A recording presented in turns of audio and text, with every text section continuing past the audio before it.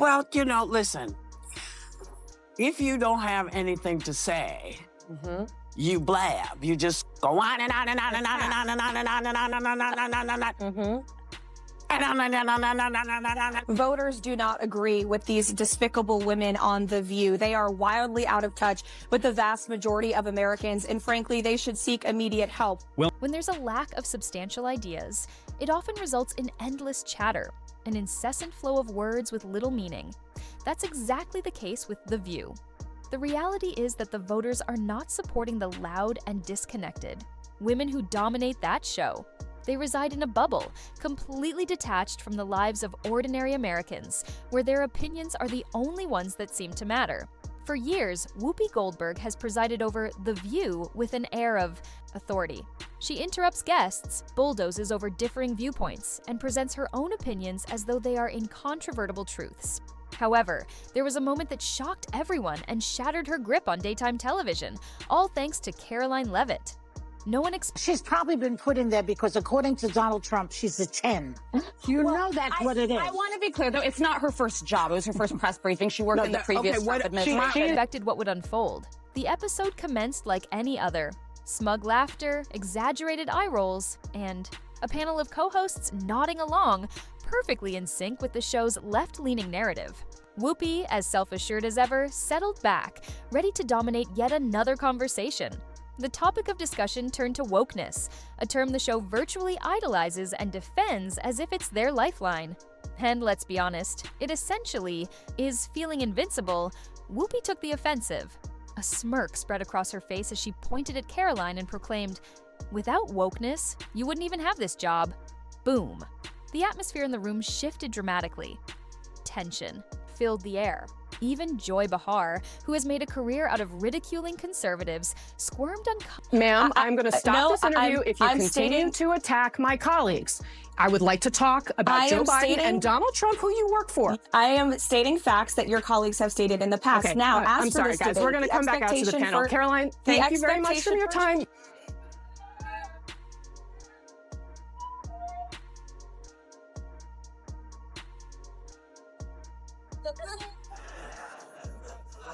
That was so good. Comfortably in her seat.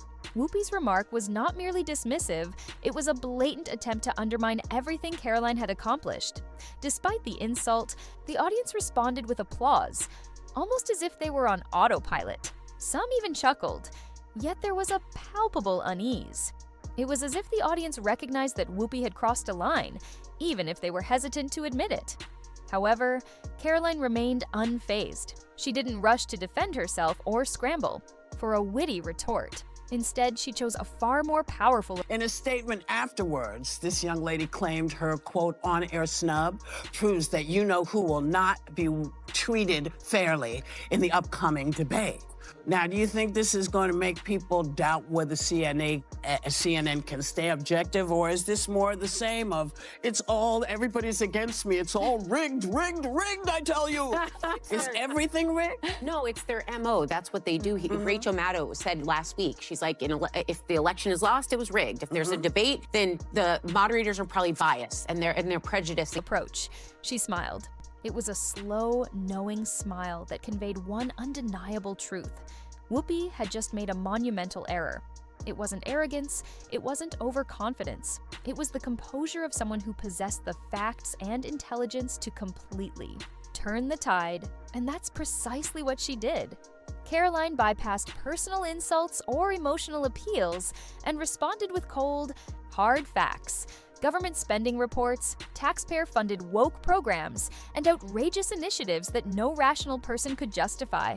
Gender Studies in Guatemala, a Sesame Street adaptation designed to promote American social activism abroad, millions of dollars funneled into projects that sparked more questions than answers.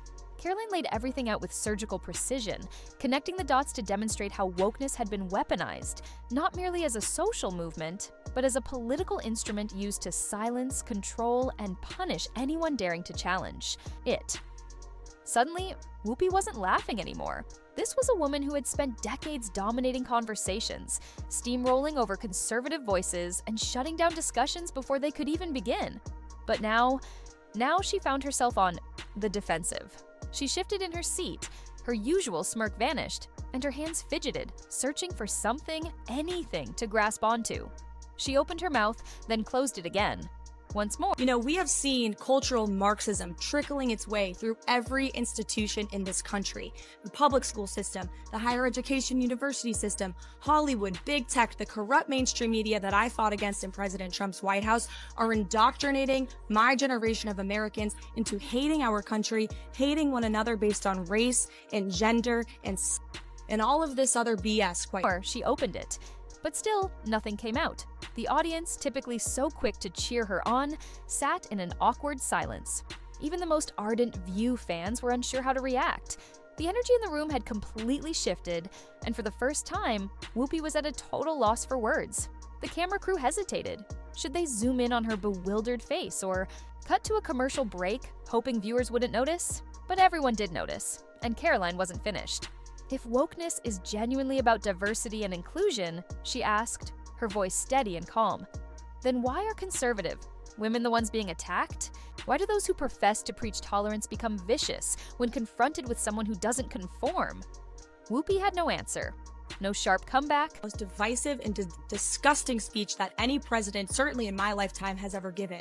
He essentially waged war on half of the country by saying that we are all a threat to democracy because we believe in putting America first. It's not radical to want to put your country and your own people first. It's not radical to want to have a strong border, a strong military, and to unleash the might of your own economy, not economies around the world. No clever retort.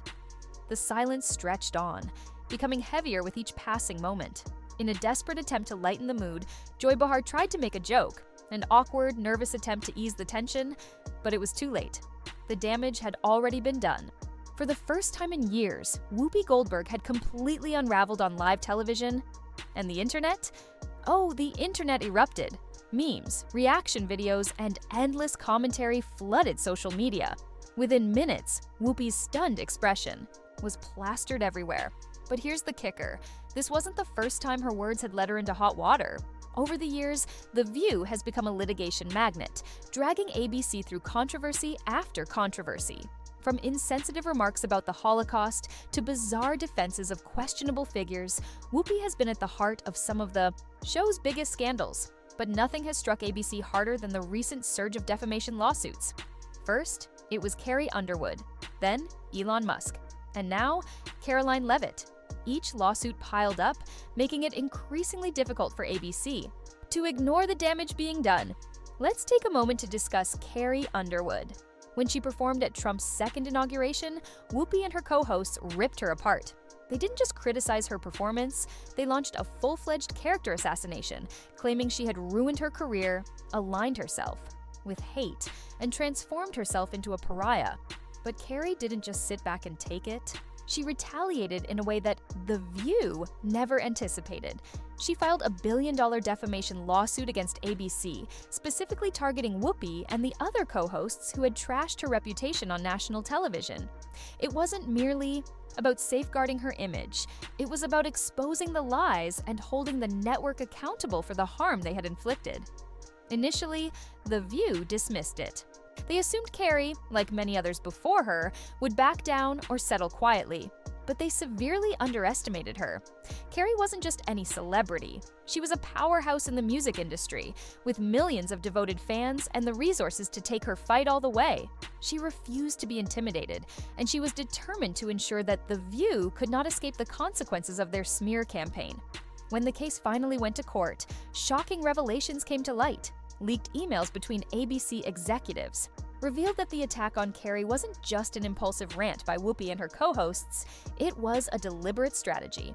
ABC had orchestrated the entire smear campaign to boost ratings, create controversy, and keep The View trending.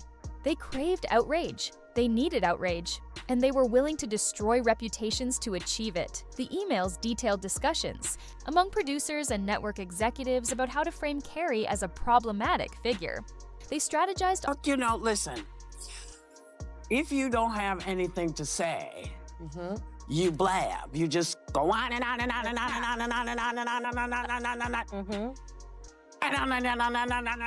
and on. Right. That's what you hear. Yeah. When they don't have anything to hold you with. nothing to make you think about what they have to say. On how associating her with former President Trump's inauguration would serve as the perfect angle to incite backlash. It wasn't about the truth. It was about crafting a narrative that would generate clicks, views, and engagement, even if it meant resorting to deceit. When the truth surfaced, the industry was rocked. ABC executives scrambled for damage control, but it was too late. The backlash was swift. The network's credibility suffered a significant blow, and the lawsuit morphed into a media spectacle. Viewers who had blindly trusted The View for years began to question how many other narratives had been manipulated for ratings. Even loyal fans began to turn against the show, realizing that the people they had been championing weren't just opinionated talk show hosts, they were purveyors of controversy, profiting off of deception. Faced with overwhelming evidence against them, ABC had no choice but to settle. The specifics of the settlement remained confidential, but insiders confirmed that Carrie walked away with a substantial undisclosed amount. The network hoped that quietly paying her off would make the controversy fade away, but just when they thought the storm had subsided, another powerful figure entered the fray: Elon Musk. For months, Whoopi and her co-hosts had utilized The View as a platform to launch relentless attacks on Musk, portraying him as a dangerous and unhinged billionaire. They disseminated false claims regarding his leadership at Twitter, accusing him of enabling extremism, eroding free speech, and even fostering a toxic work environment. They cast him as a villain, conveniently ignoring any facts that contradicted their narrative. But Musk wasn't one to take things lying down. He observed their antics and recognized how easily they twisted the truth to fit their agenda. Like Carrie, he refused to let it slide. He filed his own defamation lawsuit against ABC, targeting The View for purposefully spreading misinformation about him. With Musk's resources and influence, it quickly evolved into the lawsuit of the decade.